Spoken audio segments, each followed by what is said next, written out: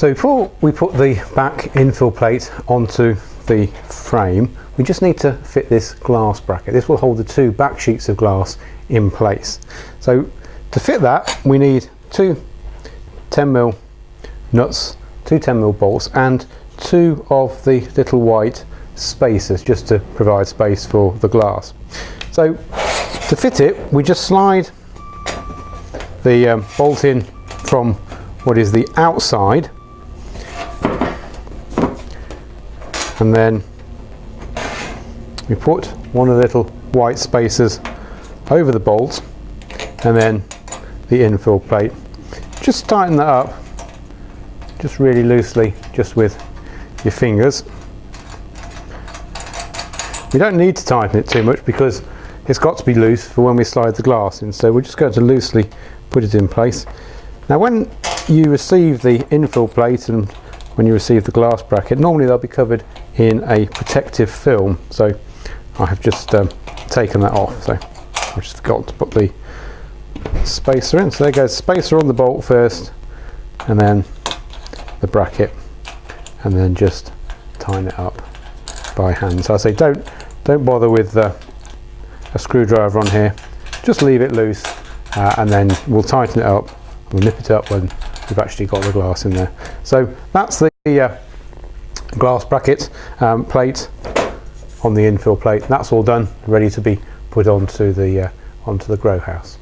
So the next thing we need to put onto the grow house is the back infill plate.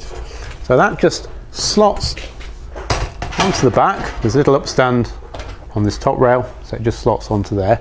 Then we've got to bolt that on.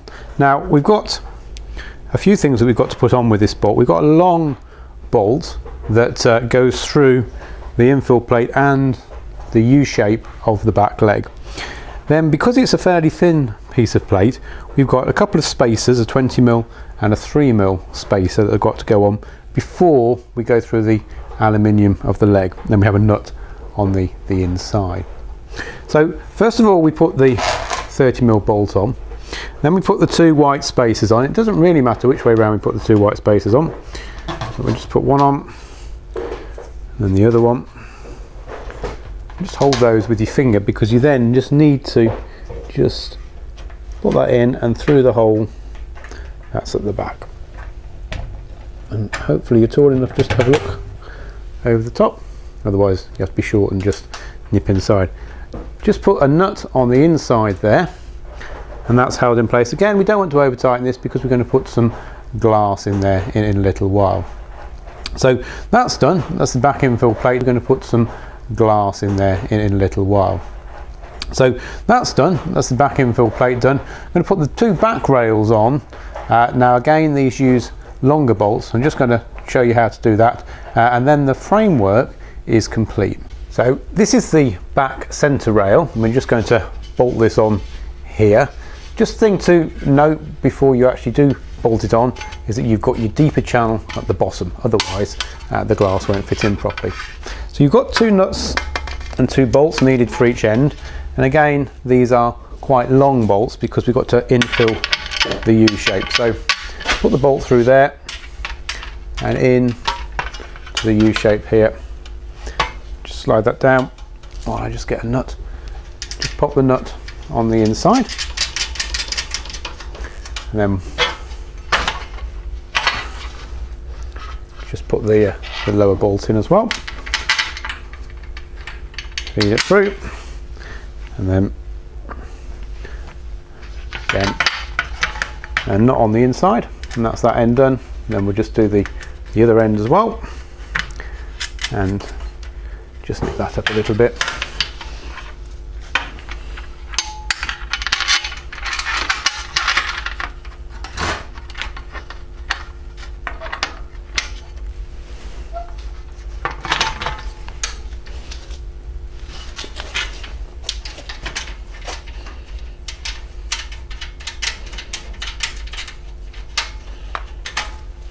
And the final nut and bolt at this end.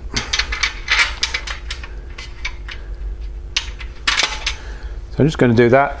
Then the kick rail down at the bottom is exactly the same process. 4 nuts and bolts, and tighten it up, and then our framework is complete. So now we've got the framework complete, we just want to square the frame up before we tighten everything up. So we want to use a sheet of glass for that, because we know the glass is always going to be square. Now we can put it into the roof, and then we can just square this top section up, and then we can put it into the front here and square up here. So we just push the top glass, or the glass, into the top channel and then down into the bottom, and just line it up with the end leg, and you'll see immediately that the grow house itself is not quite square. It's running out compared to the glass. So we just, because everything's very tight, we can just get that back into the square position, and then we'll be able to tighten up. And then once we've got the glass in the frame to square it up, tighten all the nuts and bolts, and then we can take the glass out again. So we're now going to assemble the shelves. Now the grow house has got 4 shelves with it. You get 2 narrow shelves and 2 deep shelves. We're going to assemble one of the narrow shelves. Now the shelf part will come in a bag like that, and that bag contains all the bits apart from the rods that you need to do one narrow shelf and one wide shelf. So I've got the bits out here that we're going to use. We've got the steel screws, orange raw plugs, some stainless steel wires for hanging them, and the straps for the shelves.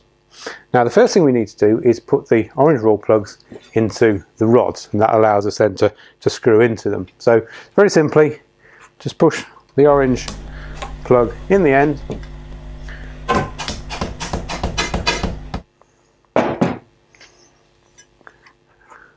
and tap it in.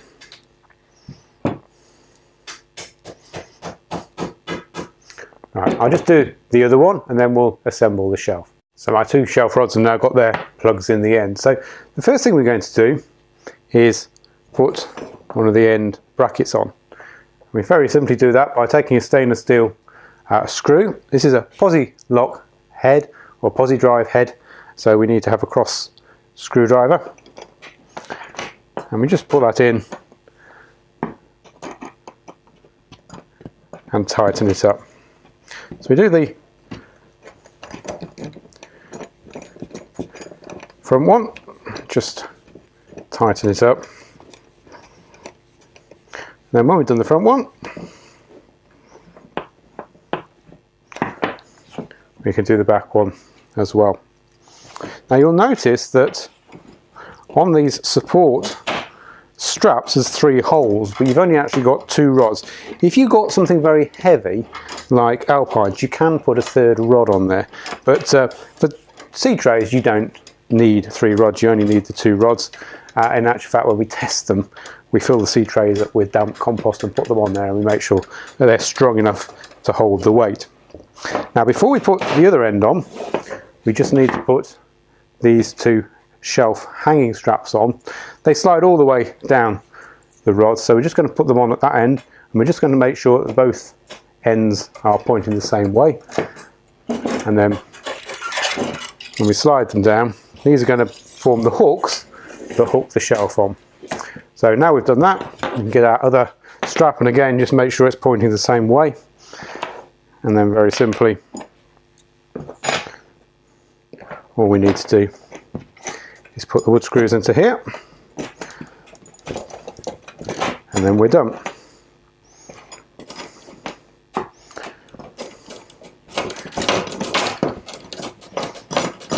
So the narrow shelves will hold 3 sea trays, and the sea trays go lengthways.